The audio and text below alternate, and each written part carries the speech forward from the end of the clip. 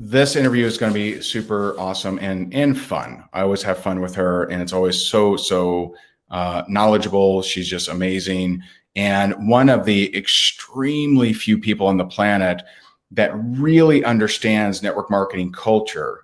And I could stop there, to be honest. But not only does she understand network marketing culture, but she understands internet marketing as well at a very powerful level, and just an amazing human being, someone that I really admire and I love having on our show here, Miss Diane Hochman. Hey. Diane, how are you? I am so well. I'm looking at my messy background there. I'm a bad kid. I guess I've been working. So how are you? Wait, are you in a gamer's chair? This is pretty serious. I am. Like I thought that this was going to be like the chair that I could just sit and write copy all day long, but I got to tell you, I'm switching it up. I think I'm getting a new chair. I think I get a new chair every week. So do you? Take care of your neck and your back. All of you guys for internet, we don't think about it and it catches up to you. So it's very important. Very for sure. important. But I am in a game. I've never played a video game in my life. So I don't know. Yeah, I've never had it. Are they comfortable? Are gaming chairs comfortable? So it's supposed to be, and I figured these kids sit for forever. So yeah. And it wasn't a inexpensive chair, but it's okay. It's not amazing, but it's not terrible. Okay, fair enough.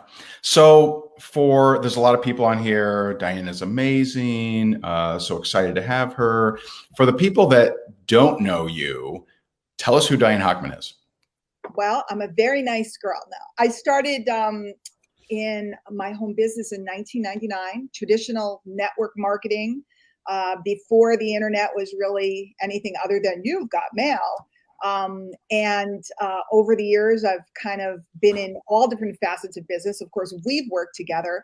Yeah. And today, I primarily focus on helping people with communication out in the marketplace, which is something that people struggle with. Yeah, for sure. So we will talk about how to connect with, your prospects. And Diane's being very humble. She's had a lot of success in internet marketing and affiliate marketing and network marketing and everything. And so just really cool. So tell me, because you have a very deep knowledge of network marketing culture, having learned from Jim Rohn and Larry Thompson and so many other of the greats. What's something about network marketing culture you wish more people knew today? People out in the public, you wish they knew? People inside network marketing, like people trying to make it work, but they're what's one thing they're really missing when it comes to the culture of building a network marketing business? I mean, I think people know this, but I don't think they know this. It's about relationships. It's about depth of relationship. It's about working in, I'm sitting here going like this, working in depth, and understanding that not each person that joins with you is going to be the anchor to that leg. It's going to be the stability and understanding of working those relationships, again, in depth through people. A lot of people get people upset when they're doing that. So I think, I'm kind of rambling because there's so much I want to tell people, but love people, be patient. Don't be mean, be good people. This is a volunteer army, and our job, we can't motivate people. We can inspire them and we can bring them down the road. And when people trust you, they will let you into their groups. They will let you work with their people. And then you're all serving each other. It's beautiful. Yeah. Yeah, I think a lot of people, they feel like their mission as the leader of the team is, I gotta push people to be more motivated and push people to their goals. And I think what you're saying, having more patience. Maybe it's not the right time to push. Sometimes it's the right time to have patience.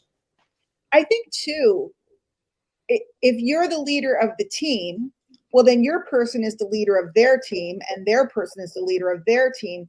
So we got to be real careful about understanding that everybody has a leadership role with their folks, and we don't get to command everybody. And yet at the same time, we really want to be there to support, develop, contribute. to folks. So it's an interesting balance, and it's an interesting balance of understanding it's not in our time, it's in their time. So somebody who seems like they're doing nothing turns around and in a day something changes. I mean, I just had a huge change in my life, and all of a sudden I'm working and creating in ways I never had because my life changed in a moment. And we have to let people come to those places where they decide, I'm going. Right. Awesome. Awesome. So I always loved how you communicate with people on social media, how you communicate with people through email.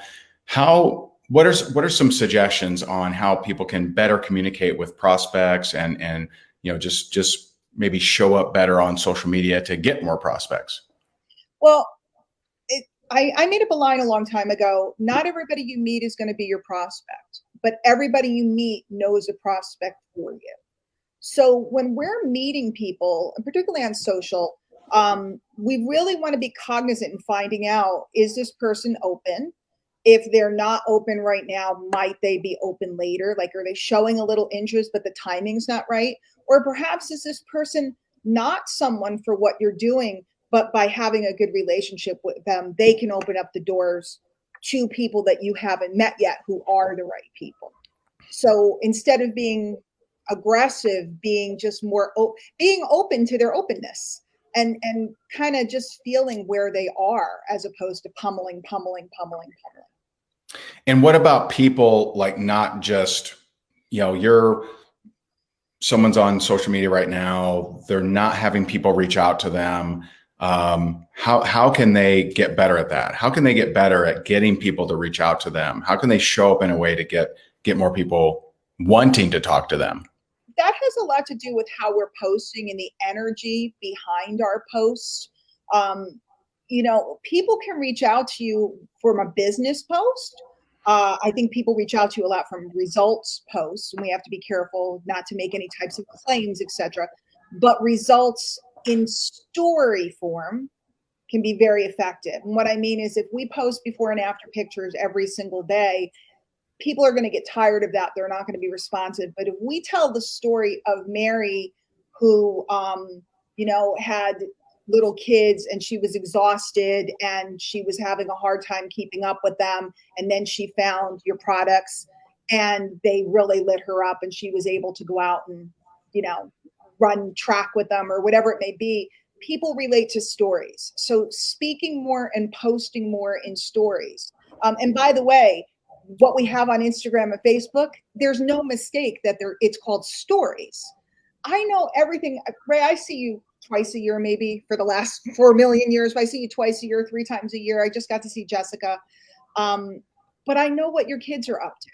Yeah. I know your son's little dance, and I know what Sabrina's doing, and I know that, Graham just had a birthday, and I know what happened at Jessica's birthday party. Because through that, we are telling stories, right? Through stories, we're telling stories, and it draws people closer to us and it builds trust. So then when we turn around and we indicate that we have a webinar or we have a sale on our product, people are much more comfortable and feel safer reaching out to you. So tell stories. So what if someone's on here and they they don't have any results for themselves, and they're not really sure, well, what should I be posting? What kind of stories? Where do I find them? Where do I create them? Like what does that look like? Well, we can use stories from people in our uplines or sidelines. If you're plugged into your company, there's tons of stories to be told. But I also think we tend to think we don't have a story, maybe because we haven't made $1 gazillion yet, or because we haven't lost 100 pounds yet, or we haven't cured 72 different diseases. Everybody has a story. When you try a product, what's the first thing you noticed? You can always tell the story about the first thing you noticed, or your first experience with when something got delivered, or you could tell a story about being skeptical but trying something, or you can tell us. So we all have a story to tell. Or like why you started. Like, hey, I'm starting this journey because I want to change this. Yes, and that story in and of itself gets people cheering you on and watching to see what you're up to. I think it comes down to a lot, Ray, that people are just afraid. And I know maybe, you know, we try to make believe that that doesn't exist, but it exists. And Sure. and people are afraid to even post a picture. And what I want to say to everybody is when you're communicating and you're sharing, you're potentially helping someone and changing their life. And they're not too worried about, like, I got on and I literally, okay, I'll admit it. I got on and I had these glasses on and they kind of clashed with my shirt and I changed to this. And then we got on and I went, there's papers on top of my printer. Oh, you know, and I was worried. But what if we say something today that tilts somebody's world? Right. What if that one picture that you share of what it was like before, if the picture that you're embarrassed of tilts somebody's world? What if you say something that makes somebody go, they're like me? And so we all have a story, where we're coming from, where we're going. Sometimes we don't share parts of, you know, I've known you for a long time. You didn't share all the parts of your story until Sure. really recently because you Yeah. weren't ready to, and that's okay, or it wasn't the right place, the right timing. But everybody has something to share. And if it's not your story, there's somebody else. I mean, I tell your story all the time. Hmm. You know, I tell your story because I happen to work with a group of people, a place that you had been involved with, and I tell the story. I told your story when we worked together years ago. Yeah. Not my story. People tell my story. So Right. there's lots of stories to tell. Yeah. I love, my buddy Hank said this, which I don't know if you've spent any time with Hank, but he's a hoot. No, I didn't get a chance to, and I Love him for sure. amazing things. Yeah. But he said at our event a couple of weeks ago, he said, talk to the person you used to be. Oh, I love that. And I just thought that was so powerful because, like, you know, for me, there's a lot of used to be's. I used to cope with my self-worth issues. I would just hustle my face off and just work all the damn time. And, you know, and not let anybody in, but just work. Then there was the me that, calmed down some, realized some things, got more grounded, but I still wouldn't let people in because of something that happened in my childhood where I felt betrayed, and I on the subconscious level didn't want to be betrayed again. Right. So like there's all these different, if you're growing, there's all these different versions of you. And so thinking about that, you know, over hustler that's never satisfied, right? They've done tripled the comp plan and quadrupled the income and got all the whatevers, but they're still not happy. They're still hustling for more, helping that person or helping the person that, you know, doesn't know that they're keeping everyone at bay, to protect themselves from past betrayal. But like, you know, when you're talking about stories, it can be that simple. It can be as simple as, you know, I was just on a more generic podcast of talking to people about people that don't like their jobs and just want to leave. Mm-hmm. Right. So like that story of why you start could be very powerful. I know you have a powerful story. Why did you start network marketing? I had two little girls and I had left my job, but I forgot they weren't paying me anymore. So I kept charging things, got a house and, you know, bought all the furniture and everything else. And then all of a sudden, you know, it was kind of like, snap, we're so far in debt. And I really didn't want to go back to work. And it also didn't make sense to me because by the time I paid childcare for two kids and put on a suit and commuted, I really wasn't going to make that much money, and taxes, etc. I wasn't going to make that much. So when I got introduced to network marketing, which was by accident, because I didn't even know what network marketing was, I went, well, this could work because I only need this much to be able to stay home. And never did I ever imagine all the things that have happened would ever happen. It was all over literally $500. I needed to pay my debt down and get a pizza or take the kids to a movie once in a while. That was all I was looking for. And isn't it interesting? I think there's so many people that start network marketing because of that kind of thing. I want to make mom care, not daycare, or I want to make, you know, $300 to $500. But often people come into network marketing and they're like, well, I need to get a big gun. And so they make 10,000 a month. And so they speak way up here, which fewer people even believe they can do that. And so, you know, just to your point, you're saying everyone has, you know, a story. Why you started, I think is such a powerful one because there's a lot of people in that situation. And stories too can be the story of, we went to the apple orchard today. It could be the story of, when you see that and you see family and you see nice people. And it's a Tuesday. Right. And well, yeah, because that could be just lifestyle. But even if it were a Saturday, because we're still working, it could be that you see me with my kids, or you see me doing something fun that you enjoy. And then when I talk about my opportunity, it feels much safer, because there are not that many psycho killer mommies of 2 little kids. There's a couple out there, but you know what I mean? When you see somebody taking care of their elderly parent, or you see somebody doing something that they love, like I know you guys went fishing over the weekend. See, again, the internet works, guys. Okay. And I was cracking jokes with a friend, because we always talk about, we're going grouper fishing. And then somebody said, you caught a grouper. When I see you with the boys hanging out and having fun and going fishing, you seem like a normal guy to me, right? Yeah. It's less intimidating. Right. People get scared in this industry, and the less scary you are, and the more you let them see your doggy, your, all of that stuff, it works.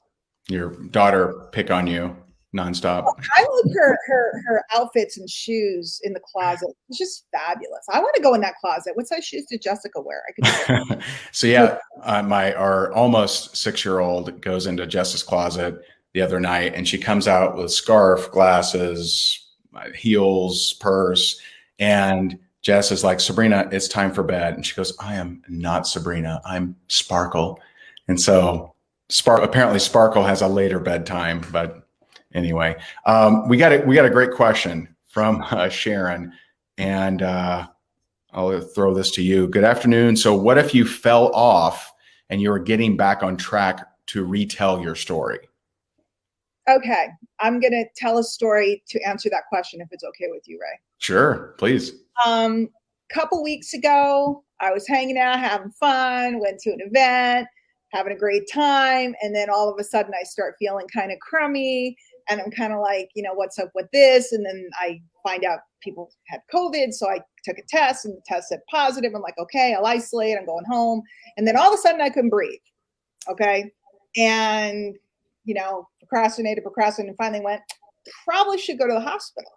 So I went to the hospital, and turns out I was very, very sick. Like, they ran me down the hall. It was very dramatic, like on TV, except it's me. And I'm like, wait a minute, this is not, Grey's Anatomy or something.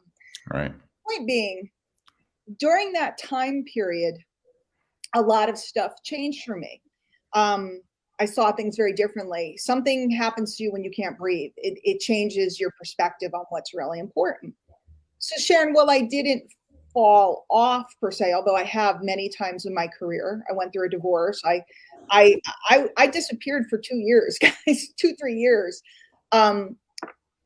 This somehow something spiritually changed in me.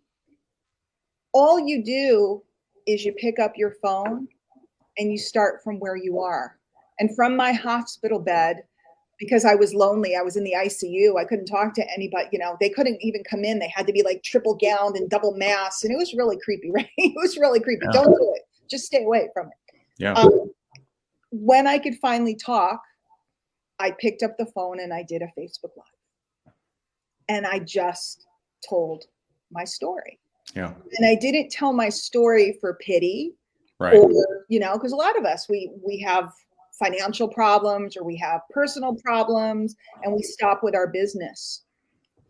But at any given moment, you can pick up your phone and make a post. You can pick up your phone and create a story. And you can also reach out to somebody and see if they're open. You can prospect, even if something rough has happened, because when we prospect, it's not about us.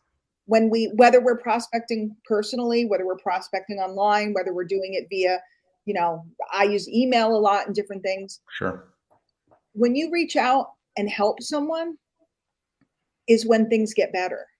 So if you've fallen down, the very best thing you could do is help someone else. You'll feel the lift instantly. It will change you in a moment. Yeah, I love it. And I agree 100%. And I think some overthink this part and think that everyone's been waiting and like, she hasn't been very consistent. They're busy with their own stuff. Oh yeah. I mean, I know I reached out to you, and I'm sure you had a lot of people, but a lot of people were too busy with their own stuff to notice you had fallen off. Yeah. And, there was certainly some people that noticed and reached out to you. And, but I think a lot of times we think everyone is seeing our every move and paying close attention to it. And they're like, oh, they didn't post for 2 days, losers, right? Like that's it's not like that. Even with people on Ray's scale. I mean, I know there's people Ray daily, and you called it daily, I'm sure, to keep super accountable, but and people might be, oh, he's missing daily. But now as the organization grows, you have so many different speakers and personalities and different things. So the organization is thriving. And I saw the new stuff you guys are doing. It's just absolutely incredible what's going on in the group. Just amazing. The innovations that you're coming out with now to help people.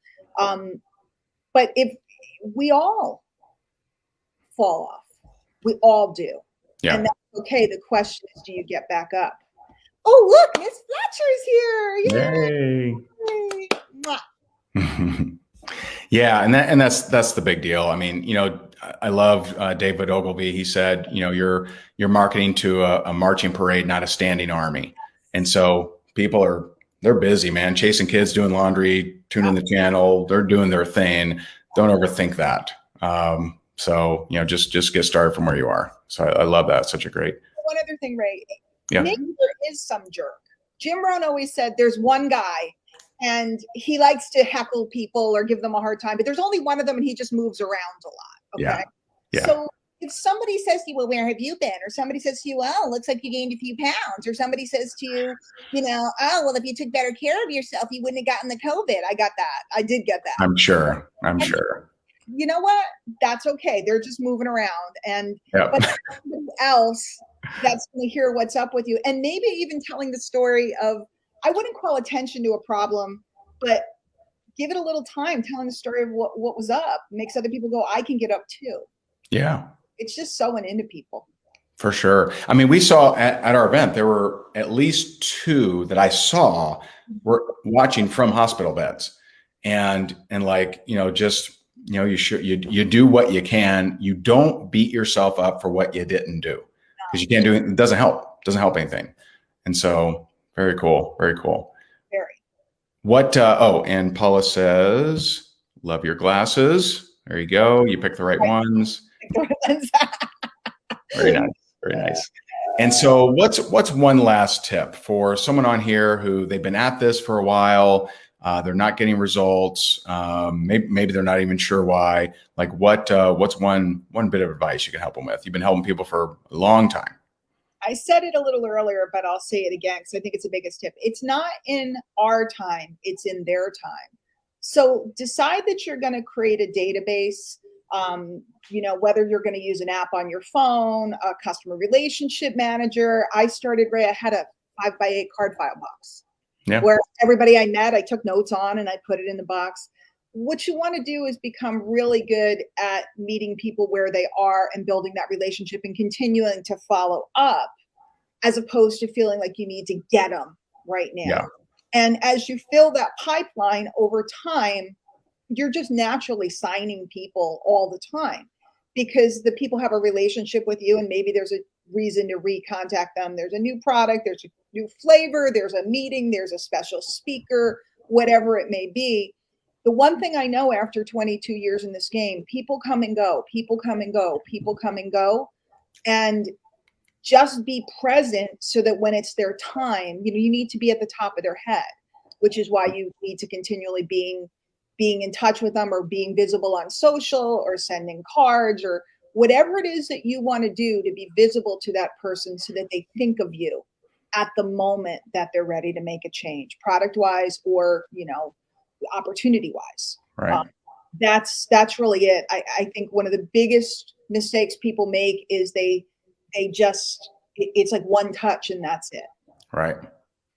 Yeah, no, I love that. And it's just so true. There's so many really good people that had I not followed up with them, we never would have happened. And so just absolute brilliance for sure. And that would work for anything, realtors, mortgage brokers, CPAs, anybody. And so really, really cool. So make sure, if you're not already, although I'm positive many of you are, make sure you follow Diane on social media. She's amazing. I love her stuff. And pay attention to how she communicates on social media, because I think she is definitely one of the best at that, of, speaking the language that's relatable, that people connect with. And I just always love having her. So Diane, thank you so much. You're amazing. Thanks for your time. Well, thank you so much, Ray.